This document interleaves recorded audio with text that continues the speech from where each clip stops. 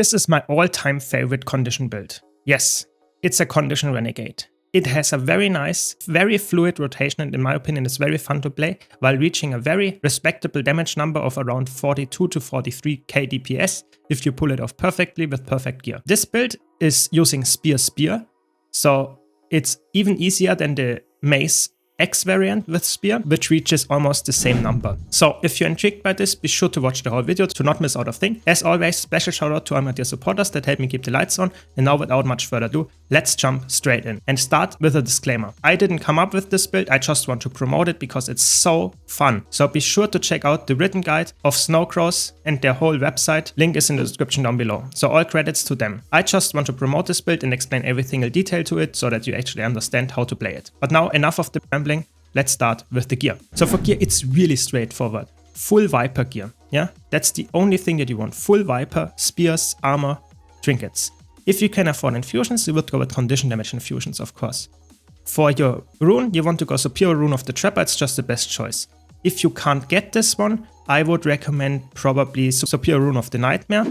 And if you can't get that one either, then any condition damage rune that gives you a little bit of condition duration would be good enough. For your weapons, like I said, spear. So you want to run 2 spears, really. That's the important part here. And both of them, again, Viper, but the sigils are a little bit different. So you would go with Superior Sigil of Torment and Superior Sigil of Doom on one of them. And on the second one, you would go for Superior Sigil of Earth and Superior Sigil of Geomancy. Why is that? Because you can actually proc those sigils by weapon swapping and legend swapping. And that means that you don't want to double up on the same sigils, so you can actually proc all of them all at once. That's how this works. And then for your trinkets, again, like I said, full Viper, and for your relic, I want to go Relic of the Fractal. If you can't get this one, you would probably go for Relic of the Aristocracy, but this is by far the best damaging option. For utility and food consumables, you want to go always with Meaty Asparagus Skewers. This gives you 15% increased torment duration and some condition damage. That's just by far the best option. There is no ascended food of this, so always get this one. For your utility consumables, you want to go with Toxic Tuning Crystals because it gives you the most amount of condition damage. So very straightforward. Before I go to the traits, I want to mention, if you like this video, be sure to hit the like button, and if you want to see more content like this, don't forget to subscribe. But now let's talk about the traits. For the traits, you want to go Corruption, of course, you are Condi build after all, you want to go Invocation, and you want to go Renegade. Corruption gives you a lot of nice improvements, so whenever you legend swap, you will get some conditions applied around you, then you get more condition damage, and your damage and condition lasts longer. That's why 10% more duration.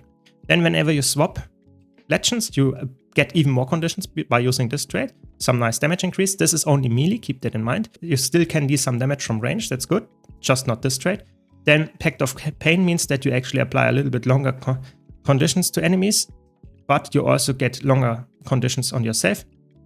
And then lastly, you take, of course, Acolyte of Torment, so that you get 10% more torment and damage, which is your main damaging condition. Then you take Invocation, which is more your utility trait line. You get some Fury when you swap legends. Then you have Ferocious Aggression, which is a really cool trait because it increases all damage that you deal by 10%, even your Condi damage, even lifesteal damage on top of that if you have that, by 10% while you have Fury. So that's really cool. Then you get more energy when you use Stun Break. Okay, not that typical that you do that, but still. And then you get more damage. Again, power damage increase this time while you're above 75% health. This is good still because you're Viper build, so you have some power scaling in there. Then you get some nice boons that just helps your allies a bit. And then the most important one here, that's why I take this, you take Charged Mist. That means that in your rotation you always want to drop below 10 energy when you are about to swap your legends, because then you go not to 50 energy, but you go to 25 on top of that, so 75 energy, so you have more energy to spam your skills with. So that's the whole idea of this, and you will see that with the rotation. Then you have Renegade, of course. Renegade gives you access to your F skills. You only use your F3 for damage, but we will get to that in the rotation. Then you get some nice Fury, also to allies. That's quite nice. So you actually help your supports upkeeping Fury, and then you get more crit chance and some vigor. That's quite good. So while you have Fury, you have more bleeding duration. You always have Fury in a group, so that's really good. More bleeding duration, and you get more stacks of Color's Favor, which is really strong because of this trait. So it's improved. And therefore it gives you more damage and more condition damage, and also more life-stealing damage. Then you get Heart Piercer, so that means that your bleeding deals more damage, so not only longer duration from the other trait, this is only also increasing the damage of it, so really strong. Yeah, now let's talk quickly about the skills. So you run, of course, Color and Malex. In color, you have a nice healing skill also for your allies. The legendary Renegade stance skills always function that you have a normal attack and they will empower the next one. So if you use one spirit and then use another one, the next one will be stronger and will also be instantly cast. So that's really interesting and really cool idea. Typically, you use those two for damage. This one is for healing. This one gives some bleeding. This is some nice vulnerability and damage. And this one is some stun break, but also some nice CC. So you would use that if you need a lot of CC. And this one is some nice life stealing. You would not use that in your rotation, but if you need a lot of healing and your allies as well, then you can use that, of course. Then this one would give some alacrity, but you should not use it in a rotation. And this one gives some nice might and also some stacks, but you should have those stacks anyway. Then in Melex, you have your healing skill that is more potent if you have more conditions on you. Then this is a nice boon removal, unblockable if you need to. This is a nice CC that is also an evade in the second part and deals some condis, but you would also not use it. You would really only use the Embrace the Darkness skill because it deals some damage around you. And this is even empowered if you use a skill that is not the auto attack. And then you have a stun break with pain absorption and some resistance and also helps your allies with some condition cleansing, but that's about it. Typically, you would only use the Embrace the Darkness skill here.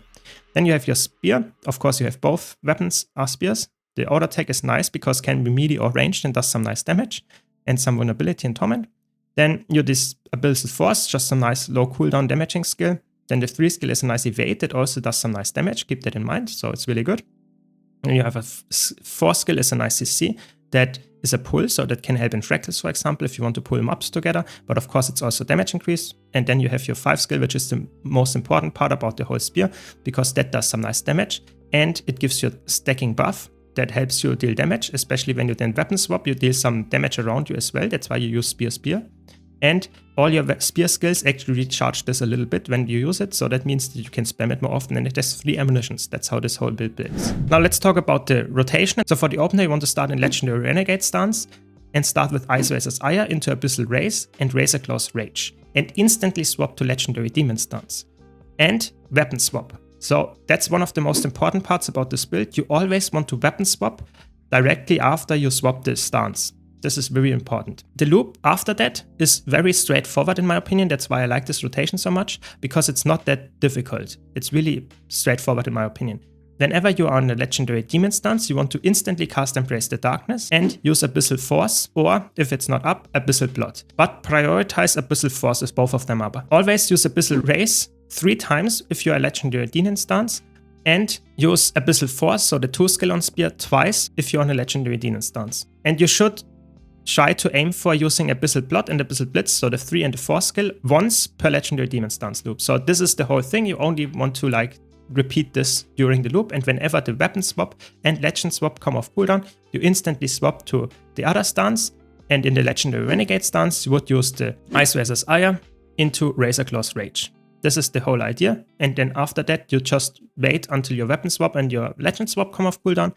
And you would use Citadel Bombardment once per Legendary Renegade stance. And you would only use the Abyssal Force and Abyssal Race in the Legendary Renegade stance twice, not 3 times. You do that so that you have enough energy for your last skill that you want to use before swapping, which is Ice Razor's Ire. Sometimes you might want to delay your Razorclaw's Rage if it's not off cooldown yet when swapping to Renegade stance, but you only want to use it once anyway. So the last thing you do before swapping to the Demon stance would be the Ice Razor's Ire again. And this is the whole rotation. If you need CC, you would use your 4 skill or your Call to Anguish or Dark Razor's Daring.